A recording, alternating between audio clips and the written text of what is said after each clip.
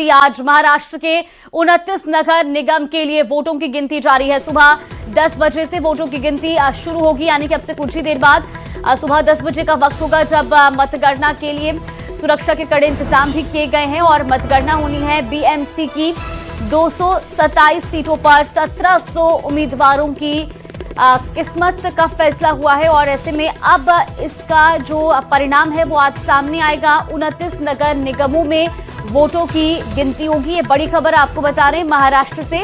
BMC के लिए आज वोटों की गिनती होनी है और महाराष्ट्र के 29 नगर निगम के लिए वोटों की गिनती सुबह 10 बजे से शुरू होगी। ऐसे में मतगणना स्थल पर सुरक्षा के भी कड़े इंतजाम किए गए हैं।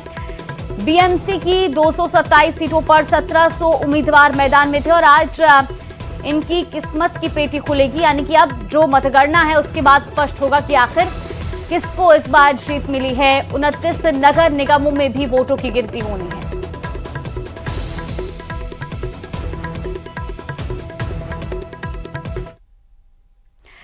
देश की सबसे अमीर नगर पालिका बृहन्मुंबई नगर पालिका बीएमसी समेत महाराष्ट्र के 29 नगर निगमों के लिए मतदान की प्रक्रिया पूरी हो चुकी है।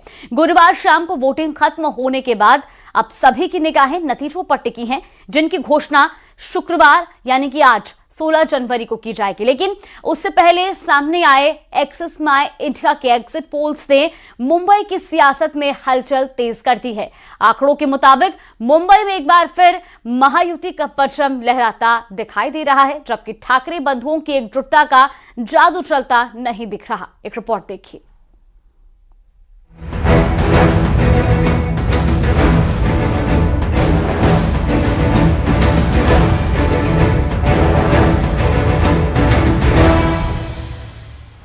महाराष्ट्र में 29 नगर निगमों के लिए मतदान पूरा हो गया है। शाम 5:30 बजे तक मुंबई सहित ठाणे, नवी मुंबई, पुणे, नागपुर और अन्य प्रमुख नगर निगमों में वोट डाले गए, जिसमें आम से लेकर खास सभी ने बढ़ चढ़कर अपने मताधिकार का इस्तेमाल किया। नेताओं से लेकर बिजनेसमैन तक और फिल्म स्टार से लेकर खिलाड़ियों तक सभी लोकतंत्र के इस पर्व में शामिल नजर आए, अपने घरों से निकलकर वोट डालने पहुंचे। वैसे तो महाराष्ट्र में 29 नगर निगम हैं, लेकिन सबकी नजर बीएमसी यानी बृहन्मुंबई महानगर पालिका पर है और सवाल एक ही है कि आखिर कौन बनेगा मुंबई का किंग। बीएमसी की 227 सीटों पर 1700 उम्मीदवार चुनावी मैदान में हैं, जहां सत्ताधारी महायुति की सीधी टक्कर ठाकरे ब्रदर्स की सेना से है, जो 20 साल के बाद बीएमसी चुनाव में साथ आए हैं। बीएमसी चुनाव के दौरान वोटिंग के बीच सियासी बयानबाजी भी तेज दिखी। मतदान के बाद जो इंक लगाई जाती है तुरंत वो निकाली जा सकती है। ये तो गंभीर है और ये मुझे कुछ फोन भी आए और आपके टीव्ही चॅनल पर मैंने देखा भी। याची स्पष्टता ही निवडणूक आयोगाने द्यायची, ते देत नाहीयेत।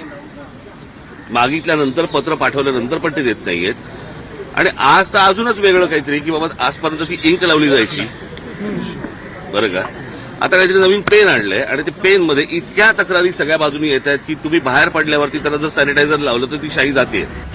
चुनाव प्रक्रिया पर सवाल उठे तो जवाब सत्ता पक्ष की तरफ से भी आया। पलटवार में कहा गया कि विपक्ष पहले से ही हार का बहाना तलाश रहा है। देखिए, अभी मैंने ये मार्कर मेरे को लगाया हुआ है, अब इसको मिटा के दिखाइए।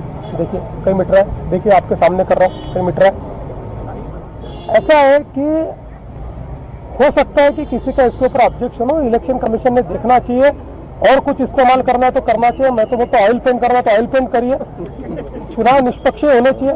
अभी मैंने चुनाव आयोग से भी बात की, वो बोले 2012 से यही इनको हम इस्तेमाल कर रहे हैं। तो विपक्ष को पता है कि वो पराजित हो सकते हैं, इसलिए पहले से ये जो कारण है वो ढूंढ रहे हैं। बीएमसी को ठाकरे परिवार के गढ़ के रूप में देखा जाता है, इसलिए बीएमसी चुनाव को उद्धव ठाकरे के लिए सबसे बड़ी राजनीतिक परीक्षा माना जा रहा है।